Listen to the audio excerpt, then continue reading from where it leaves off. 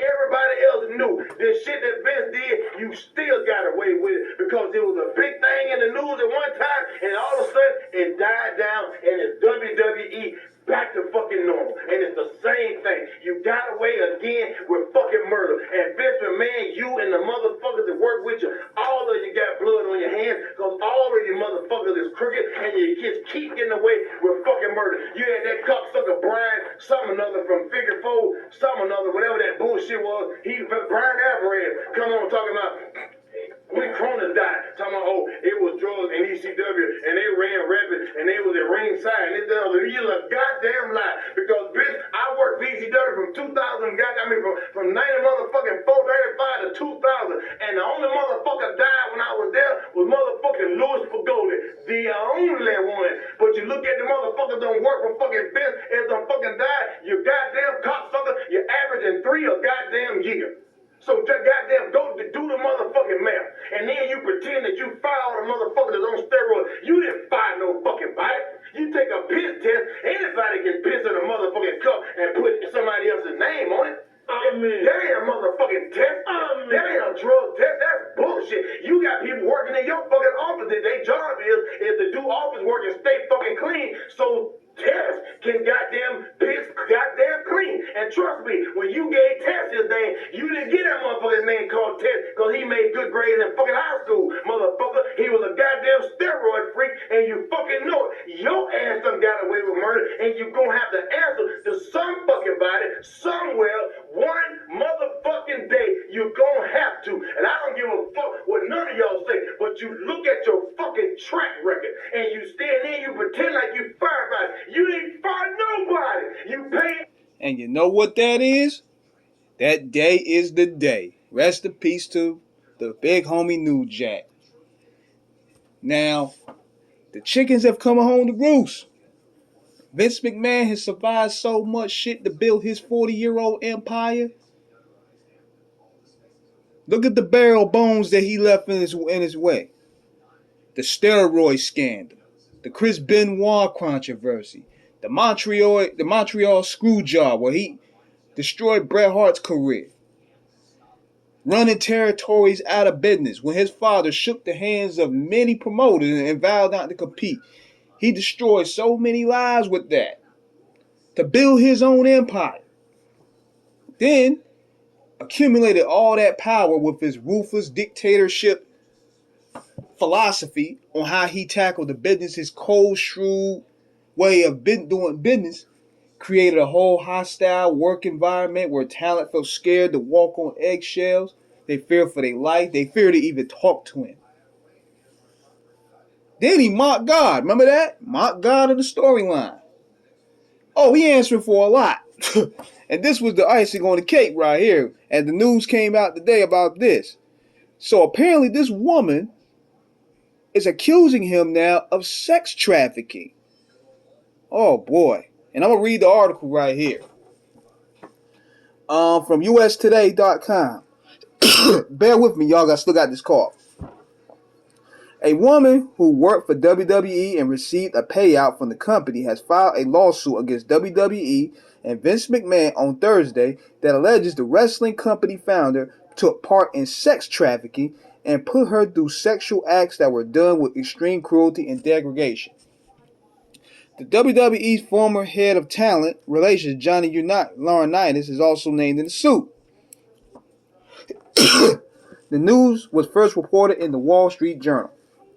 The lawsuit, filed in the state of Connecticut and obtained by US Today Sports, details the experience of Janelle Grant, a former WWE employee at WWE headquarters. Grant said McMahon made her sign a non-disclosure agreement about their relationship for an agreement of $3 million. However, Grant didn't receive full payment from McMahon and wants to void the agreement with the lawsuit. The lawsuit comes out nearly 2 years after reports McMahon paid upwards of $12 million to 4 women in a 16-year span to quiet allegations of sexual misconduct and infidelity. The Wall Street Journal has also reported WWE is investigating a secret $3 million settlement to pay an employee for whom he allegedly had an affair, after which McMahon retired as CEO and chairman of WWE. McMahon has subpoenaed by federal agents in August regarding the payments. Vince McMahon told employees he owns and controls her. Grant was hired by WWE in 2019 after McMahon pushed for a physical relationship in return for a long-promising employment in WWE.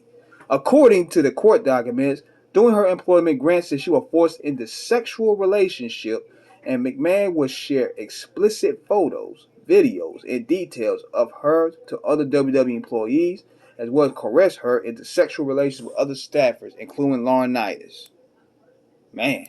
Examples of the sexual encounters was also in the suit, including an incident where McMahon and Laurinaitis sexually assaulted Grant in Laurinaitis' office at WWE headquarters in Connecticut, while colleagues were busy at their desks. Grant has begged the two to stop, but they continue to assault her.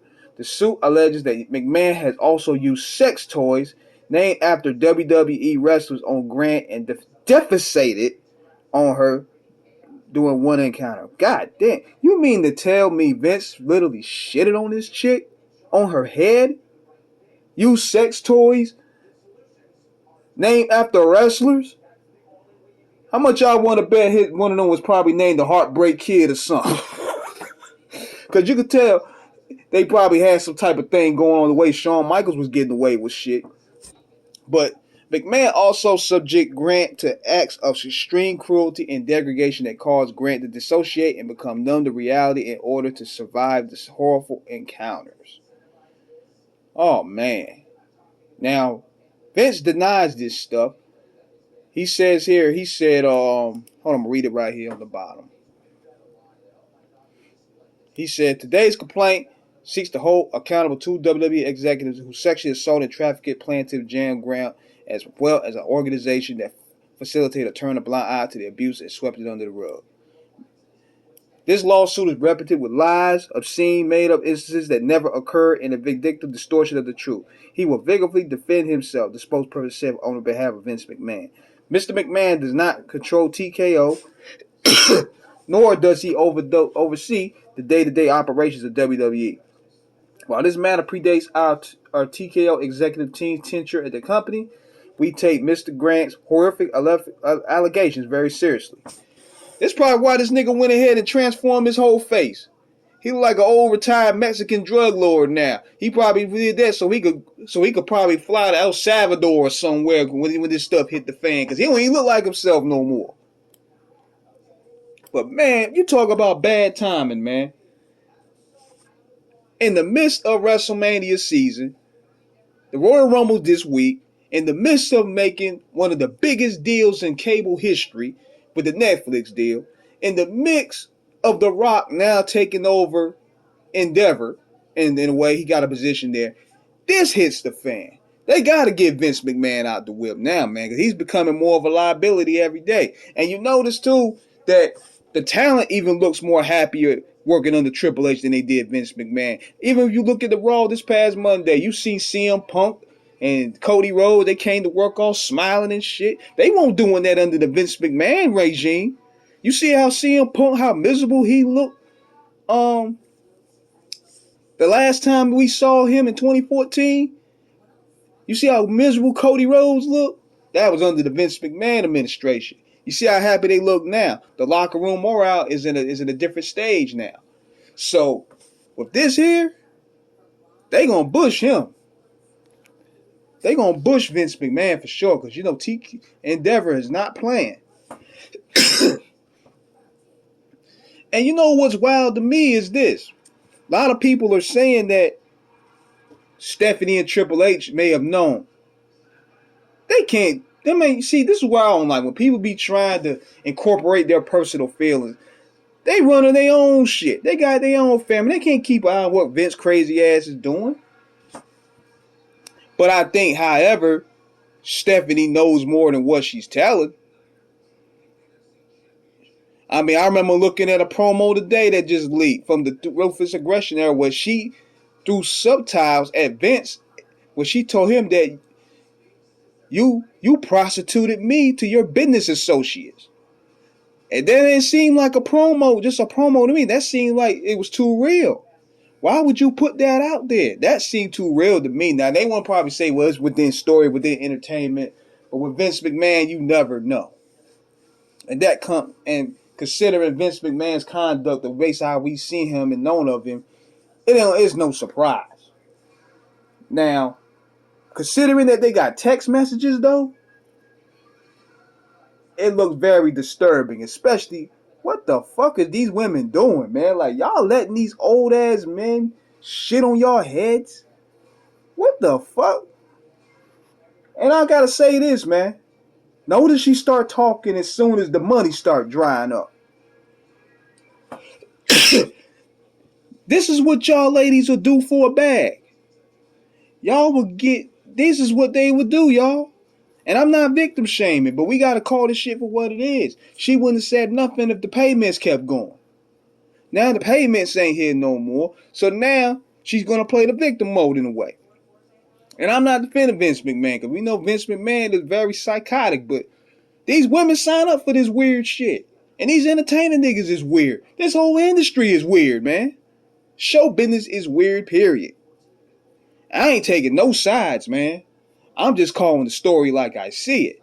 But hopefully justice will prevail with this case here, man. Something needs to be done.